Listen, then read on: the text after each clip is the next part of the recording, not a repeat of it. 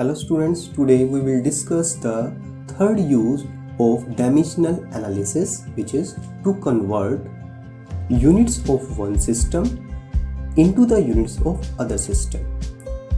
By this method, students, we can convert the units from one system to the another. For example, हम अगर SI system से CGS बनाना चाहते हैं वो भी हम कर सकते हैं, अगर CGS से SI बनाना चाहते हैं तो वो भी कर सकते हैं और किसी दूसरे सिस्टम में भी जा सकते हैं. ओके, तो let's start our topic to convert units of one system into the units of other system. Okay, students, it is based on a simple method, magnitude. You know magnitude होता है numerical value और unit का multiply, जो कि हमेशा same रहता है, constant रहता है, चाहे system of unit convert हो जाए, change हो जाए. That is the product of the numerical value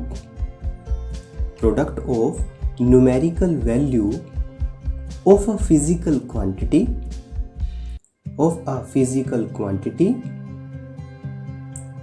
and its corresponding unit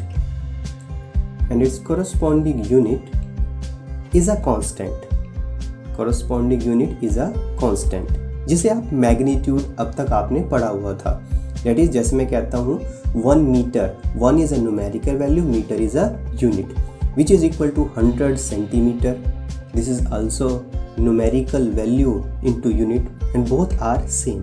That is, magnitude change नहीं होता, system चाहे change हो जाए. हम एक एग्जाम्पल लेते हैं किसी भी एक फिजिकल क्वांटिटी का. Let's suppose it is P. In one system its numerical value is N1 and unit is U1. Let's suppose, and another system numerical value N2, unit is U2. But दोनों को दोनों multiply same है. This is equation number 1. तो हम conversion को करने के लिए कंसीडर कर लेते हैं इस फिजिकल क्वांटिटी की कोई ना कोई डायमेंशन. ये भी हम जर्नल कंसीडर करते हैं. लेट दी डायमेंशनल फॉर्मूला, हम डायमेंशन बोल रहे हैं, डायमेंशनल फॉर्मूला इसका कंसीडर कर लेते हैं जिससे हमें डायमेंशंस पता चल जाएंगे. Let the dimensional formula of physical quantity is, ये भी हम जनरल केस में कंसीडर करते हैं, is m raise to power a, l raise to power b, t raise to power c. हमें नहीं पता ये कौन सी क्वांटिटी है, कुछ भी हो सकता है, ये फोर्स हो सकता है, वर्क हो सकता है. Okay students, now it is a general formula. अगर मैं बात कर देता हूँ एक सिस्टम में, पहले सिस्टम में जो m, l और t है इनकी कुछ ना कुछ वैल्यू होगी. मीन्स टू से ये SI सिस्टम में है तो कुछ और वैल्यू रखेंगे और CGS में है तो कुछ और वैल्यू रखेंगे. इफ़ फंडामेंटल यूनिट्स, ये मास, लेंथ और टाइम जो है फंडामेंटल यूनिट्स हैं. If fundamental units in one system are M1, L1 and T1. तो पहले सिस्टम ऑफ यूनिट में इन यूनिट्स को मैं M1, L1 और T1 से डिनोट कर रहा हूँ. डेट इज U1 को मैं M1, L1, T1 से डिनोट कर रहा हूँ. Therefore P is equal N1 और U1 की जगह मास, लेंथ, टाइम की फॉर्म में यूनिट कैसे आ जाएंगी, M1 raise to power A, L1 raise to power B, T1 raise to power C. Students, raise to power convert नहीं हो सकते क्योंकि फिजिकल क्वांटिटी की डायमेंशंस में कोई चेंज नहीं आने वाला सिस्टम यूनिट बदलने से. Similarly, if fundamental units in second system are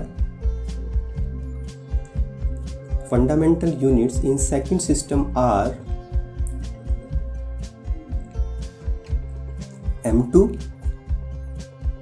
L2 and T2. Means two से मास को M2, लेंथ को L2 और टाइम को T2 से लिख सकते हो. तो हमारे पास फिजिकल क्वांटिटी अब की बार क्या बनेगी, N2, U2 और U2 की जगह ये वैल्यूज आ जाएंगी. N2, U2 की जगह M2 raise to power A, L2 raise to power B, T2 raise to power C. Student, आपने देखा हमने फॉर्मूला को चेंज नहीं किया, डायमेंशन फॉर्मूला में कोई चेंज नहीं है. अब ये दोनों इक्वल है, हम दोनों को इक्वल कर देते हैं. नाउ N1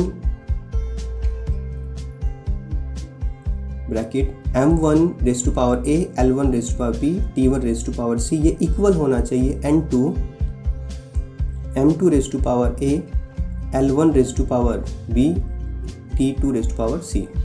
हमें फाइंड क्या करना है, हमें फाइंड करना है न्यूमेरिकल वैल्यू सेकंड सिस्टम में, क्योंकि हमें पता तो होगा सेकंड सिस्टम में यूनिट क्या होंगी। तो हमें सिर्फ न्यूमेरिकल वैल्यू पे ध्यान देना है, हमें न्यूमेरिकल वैल्यू कैलकुलेट करना है, डेट इज N2 कैलकुलेट करना है। ओके स्टूडेंट्स, नाउ यहाँ लिखेंगे N1, ये टर्म सेम की आ जाएगी T1 raise to power C, but वो वैल्यू डिवाइड में आ जाएगी, पूरी की पूरी टर्म डिवाइड में आ जाएगी, M2 raise to power A, L2 raise to power B, T2 raise to power C। Now और आप लिख सकते हो N2 is equal to N1। Now M1 की पावर भी A, M2 की पावर भी A, तो दोनों की पावर इकट्ठी लिखी जा सकती है। इस तरह L2 की भी और T2 की पावर इकट्ठी लिखी जा सकती है।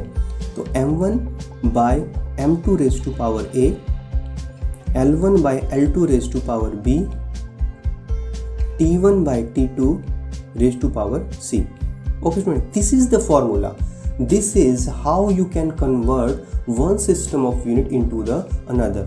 Actually by this formula you can calculate the numerical value, क्योंकि आपको पता होगा, जैसे एग्जाम्पल ले लेते हैं, एग्जाम्पल के तौर पे 1 metre is equal to dash centimetre.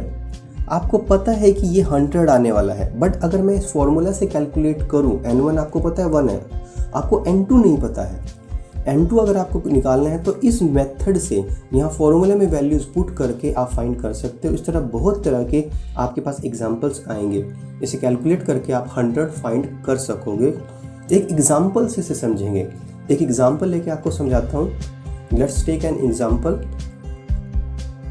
एक एग्जांपल से समझते हैं। सपोज करो हम कन्वर्ट करना चाहते हैं 1 न्यूटन इंटू डाइन, 1 न्यूटन को डाइन में कन्वर्ट करना चाहते हैं। 1 newton convert 1 newton into dyne. Okay students, actually newton is the unit of force in SI system and dyne is the unit of force in CGS system. तो आपको convert क्या करना है, 1 newton is equal to dash dyne. आपको सिर्फ numerical value निकालनी है, क्योंकि आपको पता है न्यूटन SI सिस्टम में है और डाइन CGS में है। आपको कन्वर्जन तो मिल गया, बट न्यूमेरिकल वैल्यू आपको नहीं पता कि न्यूमेरिकल वैल्यू कितनी आने वाली है। So newton is the SI unit of force. Okay, dyne is the CGS unit of force. आपको सिर्फ न्यूमेरिकल वैल्यू निकालनी है। जब इस तरह का जब हम कन्वर्जन करेंगे तो सबसे पहले हमें क्या करना होगा, जो फिजिकल क्वांटिटी हमारे पास है उसका डायमेंशनल फॉर्मूला लिखना होगा। तो हमारे पास फिजिकल क्वांटिटी कौन सी है, ये फोर्स। हम फोर्स की यूनिट को कन्वर्ट कर रहे हैं। The dimensional formula of force is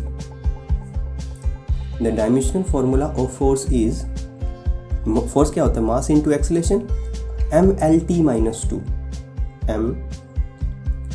MLT-2। This is the dimensional formula of the force. मगर हम जनरल केस में हमने डायमेंशन फॉर्मूला फिजिकल क्वांटिटी का क्या माना था, हमने जनरल केस में M के ऊपर A, L के ऊपर B और T के ऊपर C कंसीडर किया था। क्या कंसीडर किया था, M के ऊपर A, L के ऊपर B और T के ऊपर C कंसीडर किया था जनरल केस में। अगर मैं इसे कंपेयर करूँ, दोनों फॉर्मूलाज को, दोनों को कंपेयर करूँ तो A की वैल्यू A कंपेयर करें तो मास के ऊपर 1 है, लेंथ के ऊपर b which is equal to 1 और C इज इक्वल टू -2। तो हमने दोनों फॉर्मूला को कंपेयर किया, A, B और C की वैल्यू हमारे पास आ गई। नाउ अभी जो हमने फॉर्मूला पढ़ा है, क्या फॉर्मूला पढ़ा, न्यूमेरिकल वैल्यू फाइंड करने का, which is N2 is equal N1 M1 by M2 raise to power A, L1 by L2 raise to power B, T1 by T2 raise to power C। ये formula हम पढ़ चुके हैं।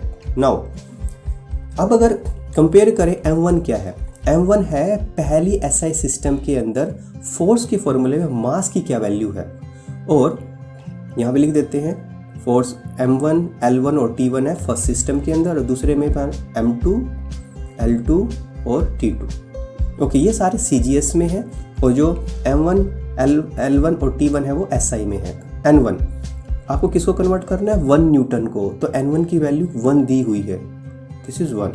Now M1 कौन से system में है? SI में। तो मास किस में होता है? किलोग्राम में SI सिस्टम में। हम M2 में बदलना मतलब CGS में। CGS में जो मास होता है वो होता है ग्राम में, तो आप ग्राम में कन्वर्ट करो। A की वैल्यू आपके पास कितनी है? 1। नाउ लेंथ, SI सिस्टम में लेंथ किस में होगी? मीटर में। L2 CGS में लेंथ किस में होगी? सेंटीमीटर में। B की वैल्यू कितनी दी हुई है? 1। टाइम दोनों तरफ सेकंड में होता है, SI में भी सेकंड में होता है और CGS में भी सेकंड में होता है, तो ये दोनों सेकंड ही रहेंगे। और C की वैल्यू कितनी है? -K2। Okay students, now convert. हम दोनों को कैंसिल करने के लिए सेम करना होगा। 1 kilogram is equal to 1000 gram divide by gram raise to power 1। 100 centimetre divide by centimetre raise to power 1। Second by second. अब जो कैंसिल होता है उसे कैंसिल आउट कर देते हैं। तो N2 की वैल्यू हमारे पास क्या आने वाली है? ग्राम से ग्राम कैंसिल हुआ, सेंटीमीटर से सेंटीमीटर और सेकंड से सेकंड। तो देखो स्टूडेंट, यहाँ कोई यूनिट नहीं बची, सिर्फ न्यूमेरिकल वैल्यू बची है। तो एक जगह बचा 1000 मल्टीप्लाई 100 रेज टू पावर 1, 100 ही आएगा, into 1 raise to power anything is 1, N2। तो N2 की वैल्यू मेरे पास आ गई है 10 रेज टू पावर 5। ओके, तो स्टूडेंट्स आपको N2 की वैल्यू मिल गई, मतलब 1 न्यूटन किसके बराबर होगा? 1 न्यूटन होगा 10 रेज टू पावर 5 डाइन के, 10 रेज टू पावर 5 डाइन। तो आपने कन्वर्ट कर दिया कि 1 newton, hence 1 newton is equal to 10 raise to power 5 dyne के बराबर होता है। तो स्टूडेंट्स आपके पास बहुत सारे ऐसे एग्जाम्पल्स आएंगे, आपकी हेल्प बुक में बहुत सारे एग्जाम्पल होंगे, आप इसे इस तरह से सॉल्व कर सकते हो to convert 1 newton into the dyne. तो डिफरेंट सिस्टम ऑफ यूनिट्स से आप डिफरेंट सिस्टम यूनिट्स में जा सकते हो, इस सिंपल जो मेथड है इसको फॉलो करके।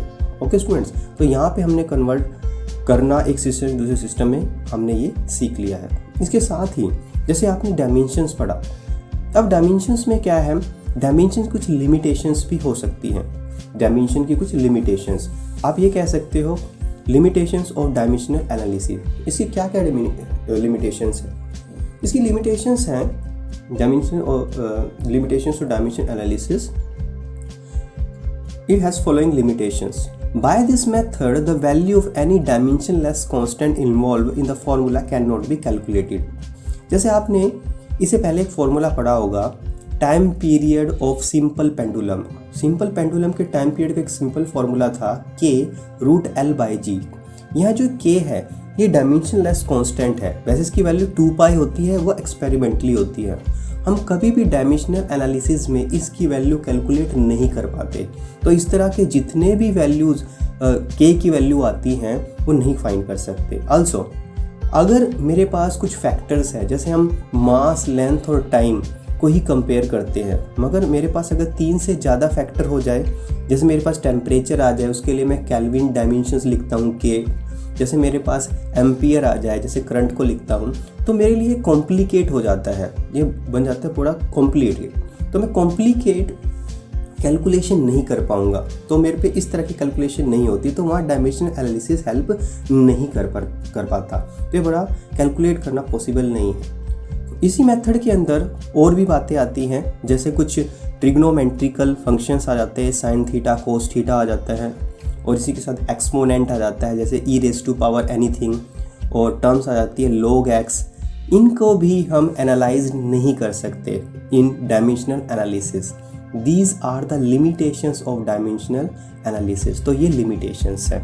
ओके स्टूडेंट्स, तो कुछ लिमिटेशंस आपको ध्यान रखनी है, ठीक है। तो यहाँ हमारा चैप्टर ख़त्म हो जाता है dimensional analysis. Okay students, thank you very much.